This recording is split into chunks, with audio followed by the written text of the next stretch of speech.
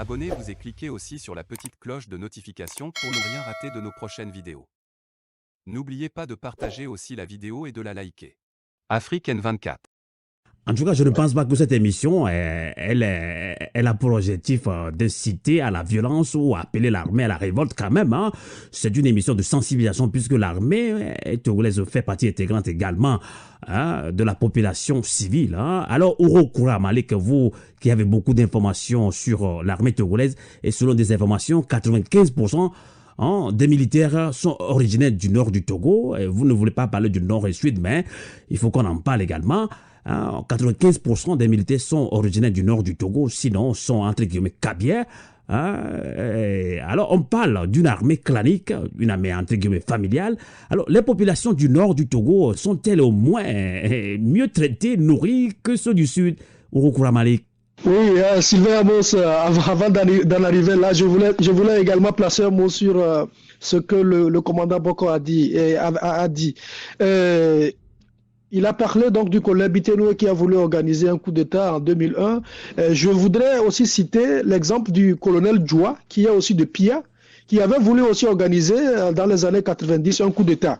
Et qu'est-ce qui s'était passé en ce moment? Le colonel Djoua avait déjà placé 16 éléments de la garde présidentielle à leur poste. Il attendait juste que le général Yadema sorte donc du camp hérité où il résidait pour venir à l'Omede pour qu'il puisse l'arrêter. Mais force est de constater que le jour-là, le général n'était pas sorti. Le général n'était pas sorti. Apparemment, il y a peut-être eu une taupe ou bien quelqu'un qui a lancé l'alerte au général.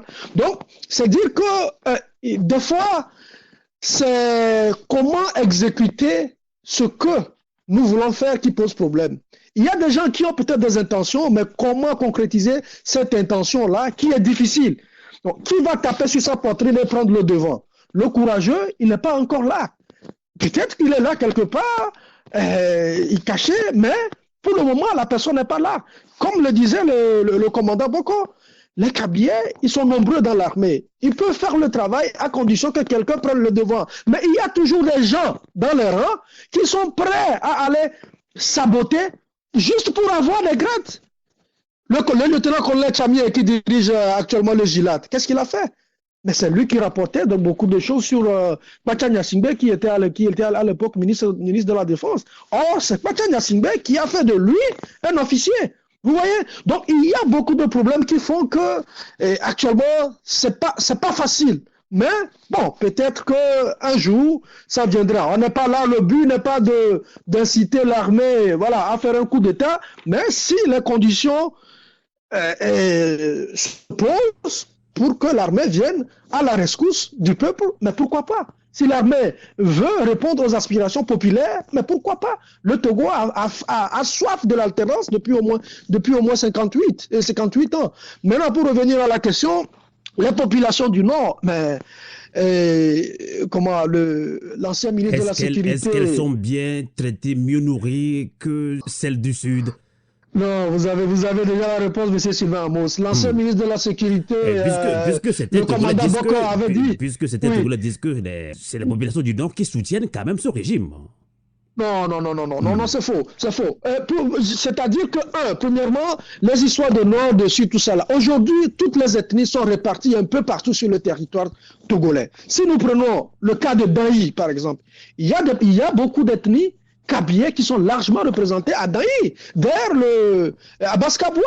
À Baskabois, il le dit ouvertement qu'il a grandi là-bas, son papa aussi, tout ça. Donc, il y a beaucoup de Kabyais qui sont là-bas. Vous allez à Takmame, il y a beaucoup de Kabyais qui se réclament originaires d'Atakmame. Vous voyez, vous allez dans la région centrale, quelque part vers Sokodé, il y a des Kabyais qui se disent aussi autochtones de la région. Vous voyez, maintenant, je voulais parler donc du ministre de la Sécurité, M. Boko. Je salue même déjà son courage pour avoir démissionné en 2005, voyant donc le massacre qui se préparait. Mais M. Boko avait dit ouvertement que l'électorat du régime ne fait même pas 10%. Maintenant, les 10% là, est-ce que les 10% là sont représentés au nord? Non, je dirais non. Les 10% là sont répartis un peu partout, du nord au sud et de l'est à l'ouest.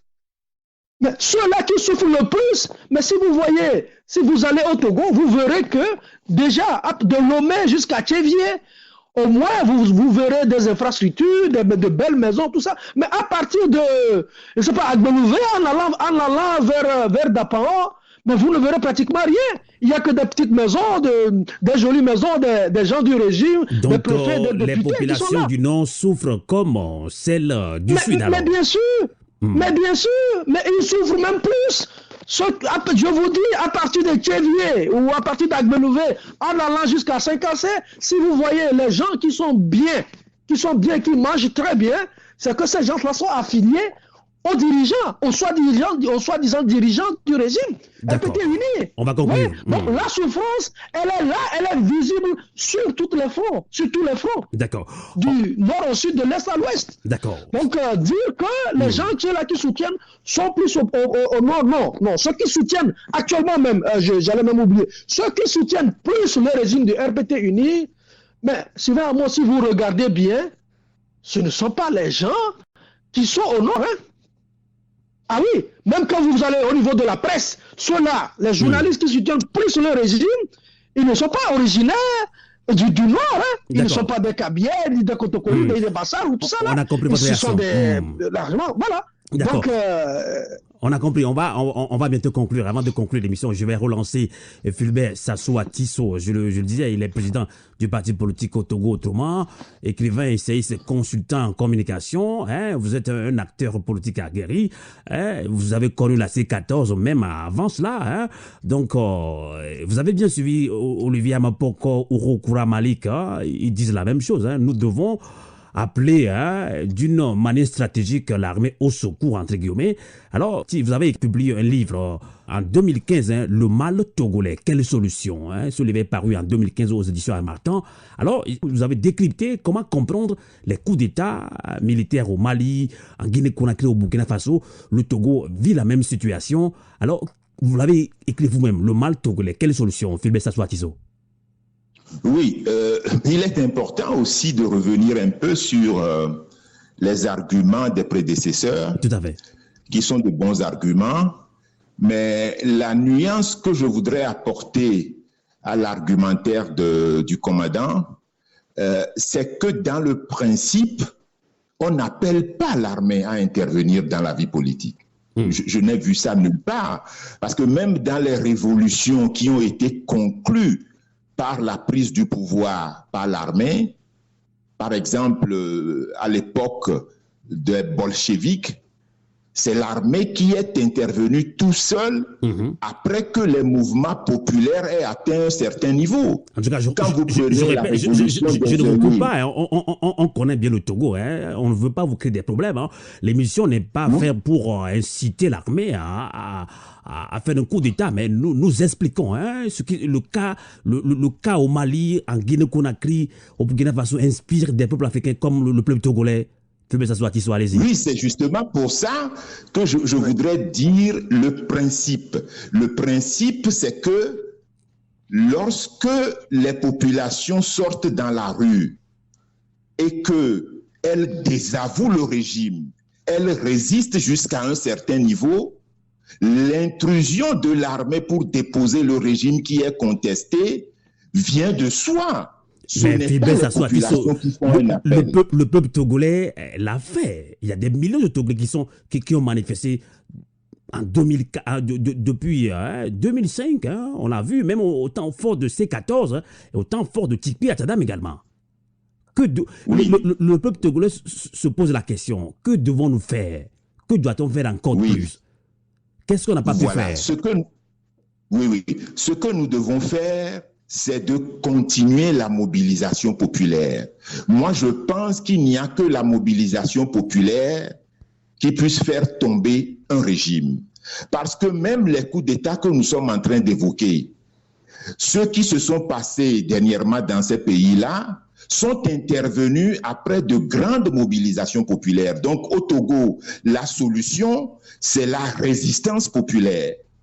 Je pense que ce que nous avons fait en 2017 et qui a conduit à la C14 Bon, il y a eu des erreurs. Pourquoi sommes-nous parvenus finalement à négocier avec le régime, puisque nous savons qu'avec ce régime-là, aucune négociation n'est possible.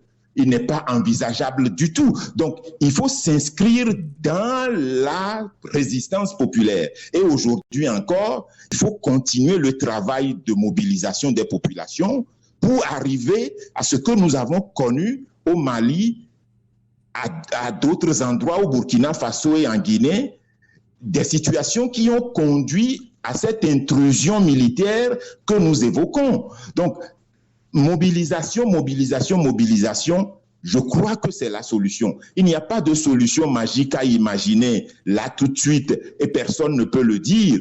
Même l'intervention des militaires dans la vie politique, c'est une contingence. Personne ne la prévoit. Donc, les populations doivent rester mobilisées.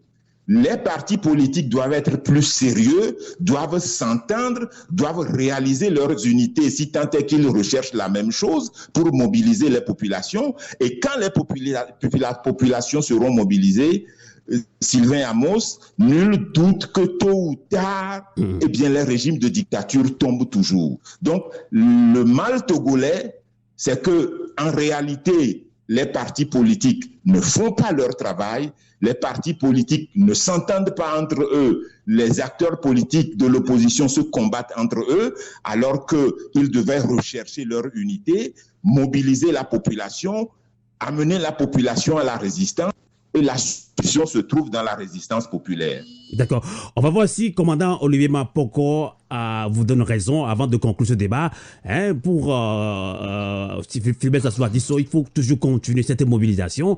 Oui, mais nous, on sait très bien que le peuple togolais s'est mobilisé, hein, massivement mobilisé. Tout comme en Guinée-Conakry, hein, les Togolais ont plusieurs fois répondu à l'appel de l'opposition, même si l'opposition entre guillemets divisée. Donc les populations sortent toujours massivement, mais c'est l'armée qui sort, les mate, les tue. Et en même temps, vous pensez qu'on doit demander l'armée au secours, venez nous aider. Mais Philbert Assou-Atisso n'est pas d'accord avec vous, commandant Olivier Mapoko. Oui, la mobilisation. Et au Burkina, les gens se sont mobilisés. Je voudrais dire à Philbert qu'il y a des gens au niveau du Burkina qui ont sollicité l'armée ouvertement, surtout la veille même du coup d'État. La dernière manifestation, les gens ont demandé ouvertement. Vous savez, le coup d'État était sur les lèvres au Burkina. Et je dirais même plus d'un mois. Jusqu'à même le colonel Soungrana a été arrêté pour ça. Malgré ça, les militaires ont continué à mijoter cela et ils ont profité de la mobilisation, de la dernière mobilisation, où certains appelaient même les militaires ouvertement. Et après l'intervention, immédiatement, la photo d'Amniba, la photo était sur les réseaux sociaux. Mais voilà. Commandant Olivier Mapoko, quand on parle du cas togolais, hein, on estime, ou bien certains estiment que l'armée elle-même elle a besoin d'être libérée. C'est le cas togolais, pas le burkinabé.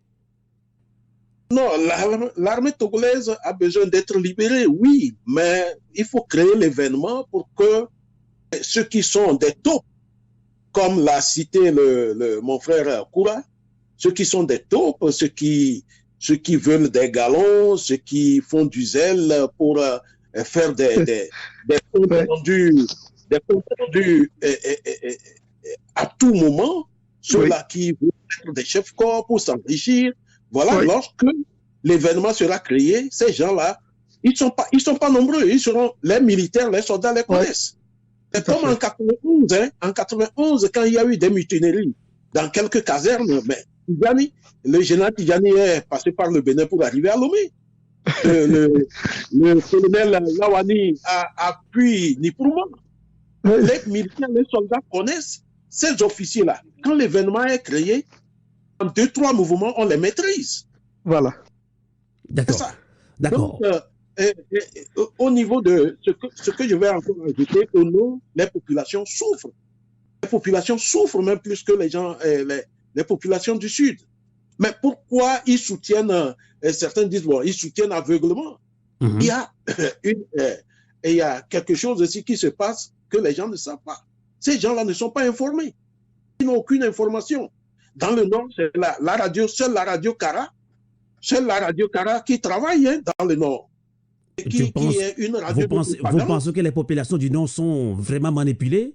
Il y a une partie qui est manipulée. Il y a maintenant, avec les réseaux sociaux,